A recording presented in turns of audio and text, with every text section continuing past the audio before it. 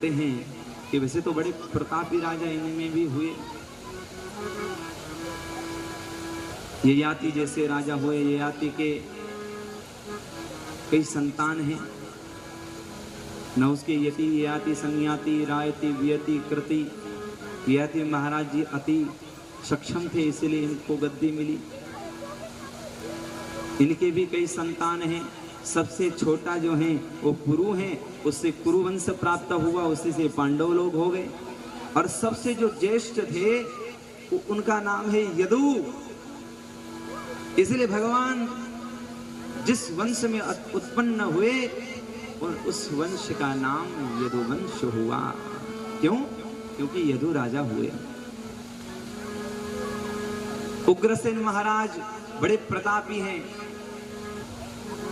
उसका जो पुत्र है उसी का नाम है कंस।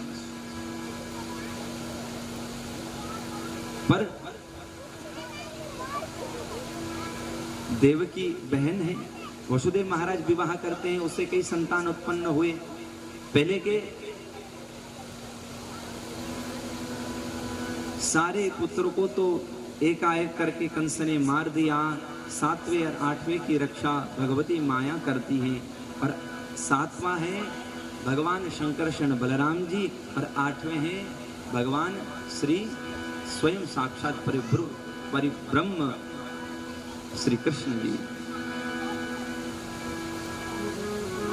और सुखदेव बाबा एक ही शब्दों में पूरी लीला बता देते हैं कि भगवान ने ऐसी ऐसी लीला करके इस धराधाम में स्थित समस्त पापों को विनाश किए और पुनः लौट करके अपने स्थान में चले गए।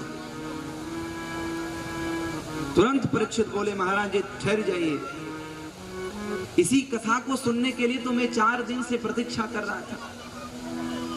कृष्ण कथा को आपने इतने सरल से चटपट कर दिए, खत्म कर दिए, अच्छा नहीं लगा।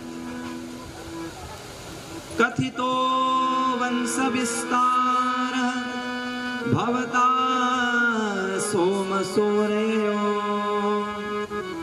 राज्ञं चोभयवंश्यानां चरितं परमाद्भुतम्। अरे प्रभु, यदुवंश का आप विस्तार करिए, क्योंकि हमने सुने हैं इसी यदुवंश में भगवान श्री कृष्ण आए हैं, बलराम जी इसी वंश में आए हैं। हम विस्तार से श्रवण करना चाहते हैं। एक बात याद रखिए, हमारे लिए तो केवल कथा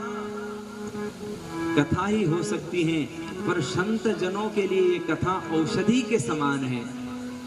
परीक्षित महाराज कह रहे हैं, भो सदा श्रोत्र मनोभिरामा। किसी प्रकार हमें बीमारी होती है तो उसी बीमारी की दवाई भी मिलती है, ठीक करने के लिए वो दवाई हम पा लेते हैं। उसी प्रकार भव रोग, इस भव में आने पर हमें रोग लग जाता है, माया रूपी रोग। उस माया रूपी रोग को ठीक करने के लिए कृष्ण कथा रूपी दवाई है। ये संत ही जान सकते हैं, इसलिए आप इस कृष्ण कथा को विस्तार से कहिए। पहला कारण। दूसरा कारण क्या है? द्रोण्यस्तम अपृष्टमिदं मदंगम। अरे मेरे जो परदादा थे 5 पांडव, कौन से शक्तिशाली, अपार सैन्य उनके सामने खड़े थे, फिर भी कितने सरल से उस सैन्य रूपी सागर से तर गए। केवल कृपा कन्हैया की थी, इसलिए भी मैं कृष्ण कथा सुनना चाहता हूं। तीसरा कारण कहते हैं, प्रभु में जब अपने माता के गर्भ में था तो अश्वत्थामा ने ब्रह्मास्त्र चलाया, मैं छिन्न भिन्न होकर के मरने वाला था। भगवान आकर के मेरी रक्षा की, गर्भ में मुझे उस परमात्मा का दर्शन हुआ। क्या उस परमात्मा की कथा में विस्तार से सुन नहीं पाऊंगा? अवश्य हमें सुनाइए। ये 3 कारण जब बताए तो सुखदेव बाबा को लगा कि ये सचमुच में श्रोता है, सुनना चाहता है। तो कहते हैं कि धन्य हो परीक्षित, आप 4 दिन से अभी खाए भी नहीं, सोए भी नहीं, पिए भी नहीं, अभी तक कथा सुने ही जा रहे हो। ठीक है, आपको हम कथा सुनाएंगे, अभी भोजन करिए, विश्राम करिए, थोड़ी देर शयन करना आपको अभ्यास नहीं है। परीक्षित कहते हैं कि प्रभु अब मुझे भूख नहीं, हमें प्यास नहीं है, अब तो केवल कृष्ण कथा रूपी अमृत का ही मैं प्यासा हूँ, जल्दी से जल्दी कृष्ण कथा हमें पिलाइए। ऐसी जब ऐसा निवेदन करने लगे फिर कृष्ण कथा को आरंभ करते हैं शुरू से। उग्रसेन महाराज वैसे प्रतापी हैं, आवश्यकता नहीं है कि अच्छे राजा के यहाँ अच्छा ही पुत्र उत्पन्न होगा, हैं? वर प्राप्त कर लिया, धनुष प्राप्त हो गया, बोले ये धनुष मिल रहा है, शुभ धनुष कौन दे रहे? परशुराम भगवान।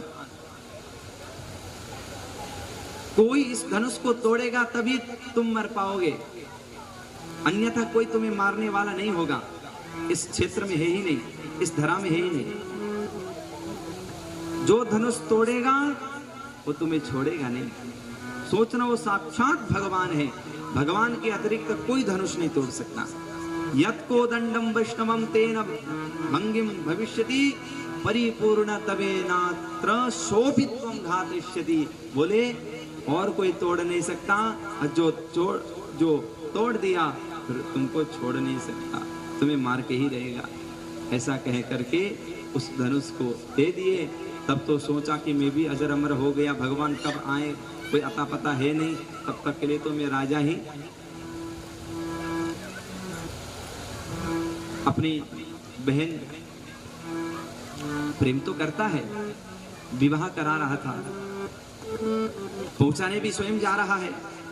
अकस्मात आकाशवाणी हो गई, अरे कंस, जिसको तुम पहुंचा रहे हो उसके अष्टम गर्भ ही तेरा काल होगा। तुरंत बदल गया, ये बहन के गर्भ से मेरा काल होगा तो इसको क्यों रोकेंगे। बाल पकड़ करके तलवार निकाल दिए।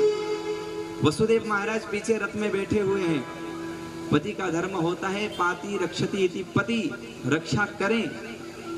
तुरंत हाथ पकड़ करके बोले, अरे वीर तुम क्या करते हो, एक स्त्री को मार करके तुम शौर्यता प्रदान करना चाहते हो, तुम्हारी तो नक कट जाएगी, और वो भी आपकी बहन है, और वो भी अभी विवाहित है, कितना अपमान करोगे। अरे वसुदेव तुम देख नहीं रहे हो, इसके अष्टम गर्भ जो है वो मेरा काल होगा। वसुदेव सोचते हैं कि ये मूर्ख है, समझाने से ये समझ नहीं पाएगा, इसलिए कहते हैं कि आज तुम्हें भय किससे है, अष्टम गर्भ से ना, मैं सारे पुत्र तुम्हारे सामने लेकर के रख दूंगा, पर इसको छोड़ दे। पर ये ठीक है। कालांतर में एक पुत्र हुआ कीर्तिमंतम नाम का, उसको लेकर के बड़ी ईमानदारी से उसके सामने पहुंच गए। लो वाह, हम तो प्रसन्न हो गए, पर भय किससे है, 8वें गर्भ से, पहले गर्भ से नहीं। लो जाओ, जिंदा छोड़ दिया। पर वे सारे जितने भी जन्म लिए थे ना, ये सब राक्षस थे, इसलिए इसको मारना जरूरी था। नारद जी मुनि आ गए, एक कमल के ऐसे फूल लेकर के, कमल का फूल, अब बोले कि देखो भैया इसमें 8 हैं, तो पहला कौन सा है और 8वां कौन सा है, ये मुझे बता दो। बोले अभी बता देंगे, क्या चिंता है। 1 2 3 4 5 6 7 8, इधर वाला 8वां है। अच्छा जरा इधर से गिनना, 1 2 3 4 5 6 7 8। बोले महाराज इधर वाला है। अरे ऊपर से गिनना, 1 2 3 4 5 6 7 8, और नीचे हो गया, समझ रहे हो। बोले महाराज हाँ समझ गए, मतलब 8वां गर्भ तो होगा, पर वो 8वां वाला पहले भी आ सकता है, बीच में भी आ सकता है, और बाद में भी आ सकता है, इसीलिए पहले वाला भी हो सकता है, इसको तुरंत मार दो। लौटा के जा रहे थे, पकड़ करके नीचे पत्थर में पटक दिया, मर गया। और ऐसे ही करते करते 6 पुत्र को मार दिया। 7वें पुत्र में साक्षात संकर्षण जी आए, पर भगवती माया को भगवान ने पहले ही आदेश दे चुके हैं, जाकर के ये गर्भ रोहिणी जी के में स्थानांतर कर देना, ट्रांसफर कर देना, पहले किसी को पता नहीं चला।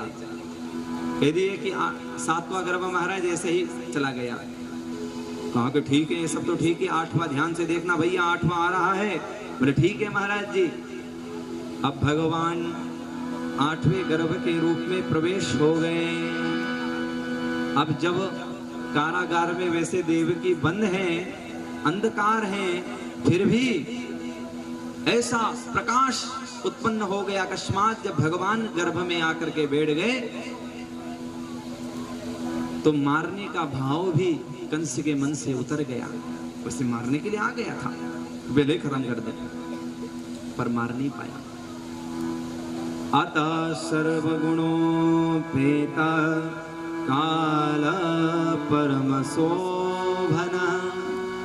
देखो भगवान आते हैं तो स्वेच्छा से आते हैं, अपने समय को स्वयं निर्धारित करते हैं। हम तो किसी के अधीन में है ना, जब हमारी इच्छा जब हो तब थोड़ी आ पाते हैं, पर भगवान तो भगवान है, जब मन करे तब आए। भगवान रात्रि का समय ज्यादा अच्छा लग रहा है तो 12 बजे को चयन करते हैं। भाद्रपद है, भादों का महीना, अष्टमी तिथि,